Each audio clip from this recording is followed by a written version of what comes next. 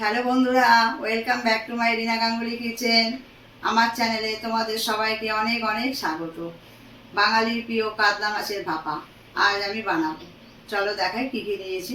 আজ আমি কাতলা মাছের ভাপা বানানোর জন্য এখানে কাতলা মাছ নিয়ে নিয়েছি 8 পিস, লেবু নিয়ে নিয়েছি হাফ, এখানে সাদা সর্ষে আর কালো সর্ষে মিশিয়ে নিয়েছি, এখানে কাজু আর কিশমিশ, এটা টক দই, নুন, হলুদ, কাশ্মীরি লঙ্কার গুঁড়ো, কাঁচা লঙ্কা নিয়েছি, আর এটা পোস্ত। এই দিয়ে আমি আজকে বানিয়ে নেব। কাতলা মাছটা আমি এখন লেবু দেবো।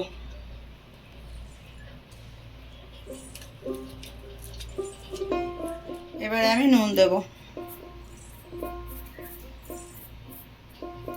আর একটু হলুদ দিয়ে দেবো। এটা মাখিয়ে আমি 10 মিনিট রেখে দেবো।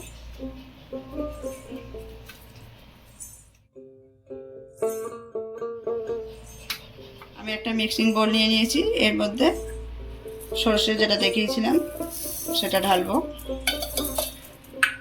কাজু কিশমিশ, পোস্ত আর কাঁচা লঙ্কা, জল দেবো খানিকটা, এটা আমি পেস্ট করে নেব।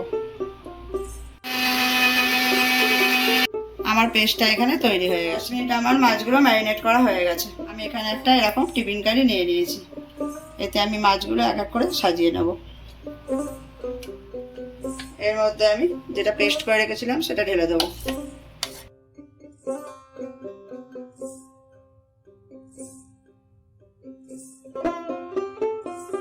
এবার টক দইটা দিয়ে দেবো।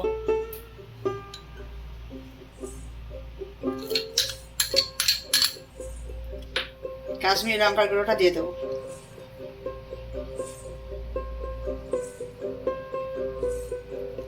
কটা কাঁচা লঙ্কা রেখেছিলাম সেগুলো সাজিয়ে দেবো।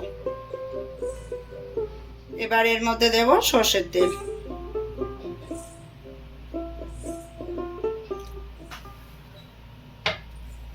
এবার দেবো একটু নুন।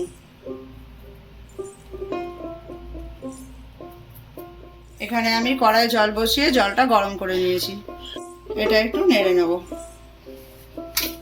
এইভাবে একটু নাড়াচাড়া করে দিতে হবে যাতে মশলাটা নিচ পর্যন্ত পৌঁছায়। এটা আমি ঢাকা দিয়ে এখন গরম জলের ওপর বসিয়ে দেবো।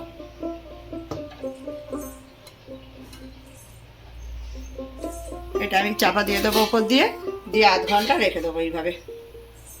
আমার 30 মিনিট হয়ে গেছে। এবার মাছ ভাপাটা আমি নামিয়ে নেব।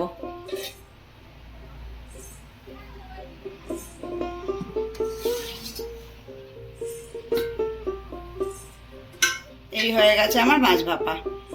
এই আমার কাতলা মাছের ভাপা পুরো তৈরি। বন্ধুরা, আজ আমার রেসিপি কাতলা মাছের ভাপা। তোমাদের যদি ভালো লাগে তোমরা আমার চ্যানেলটাকে সাবস্ক্রাইব করে দিও। আবার তোমাদের সঙ্গে আমার নেক্সট ভিডিওয়ে দেখা হবে। টাটা।